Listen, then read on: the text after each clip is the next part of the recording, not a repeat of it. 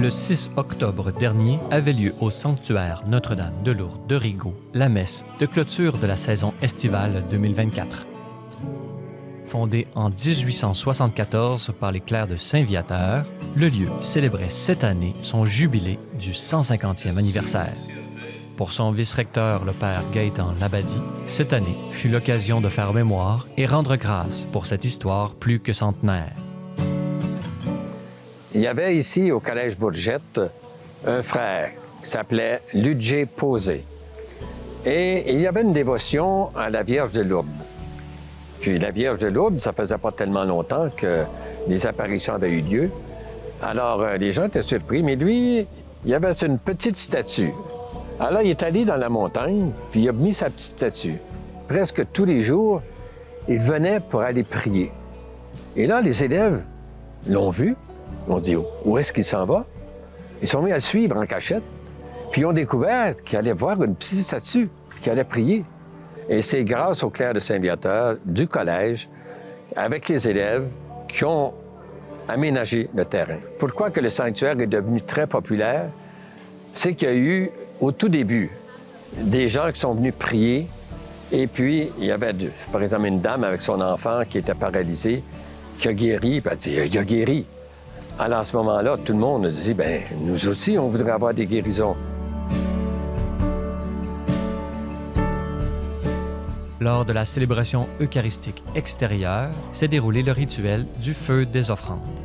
Cette dévotion populaire, traditionnellement vécue à chaque année, lors de la cérémonie de fermeture à l'approche de l'hiver, attire des centaines de pèlerins de tous horizons venus demander une grâce particulière par l'intercession de la Vierge Marie.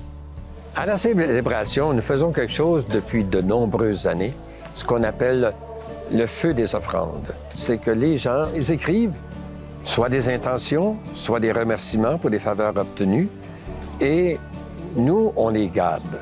On garde tout ça. Et lors de la clôture, la messe du samedi et les deux messes du dimanche, eh bien, on les fait brûler. Alors, c'est des intentions qui montent vers le Seigneur, vers la Vierge, pour nous dire, écoute-le, maintenant c'est à toi à faire quelque chose. Regarde tous ceux qui sont venus te voir, regarde ce qu'ils ont demandé, regarde tous les remerciements, ne nous oublie pas.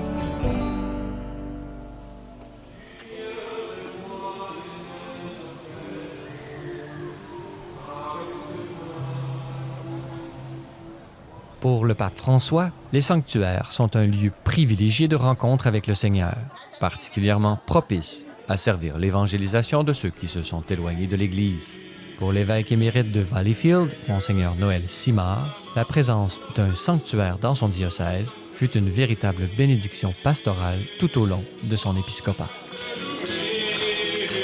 Je suis très heureux d'avoir eu ce sanctuaire Notre-Dame de Lourdes, ici à Rigaud, dirigé par les clercs de Saint-Viateur, parce que ça a apporté au diocèse et à mon action pastorale une force et un soutien vraiment extraordinaire. Parce que c'est un lieu où les gens peuvent venir prier, présenter au Seigneur leurs problèmes, leurs difficultés, leurs joies, leurs peines, mais aussi présenter le diocèse, les communautés locales. Les sanctuaires, comme le rappelle le pape François, sont un lieu privilégié de rencontre avec le Seigneur, qui permet à des gens, des fois, qui ont pris des distances ou qui ont, qui ont vu leur foi un peu s'affadir, de revenir se revitaliser dans l'amour du Christ et dans la paix qui est si nécessaire à notre monde aujourd'hui. La bénédiction des voitures est une demande courante au sanctuaire. Les clercs de Saint-Viateur se prêtent à l'exercice plusieurs fois par jour, implorant la protection et les faveurs de Dieu sur les véhicules en les aspergeant méticuleusement d'eau bénite. Pour Geneviève Guimont, responsable du service à l'enfance de la paroisse Saint-Joachim de Montréal, la visite à Notre-Dame de Lourdes de Rigaud, organisée pour les familles de sa communauté, est un moment privilégié pour faire découvrir d'autres façons de vivre sa foi. À la paroisse, avec les jeunes qui sont dans les parcours de catéchèse, on essaie de diversifier la façon de rencontrer le Seigneur. Alors, ils ont des catéchèses de groupe.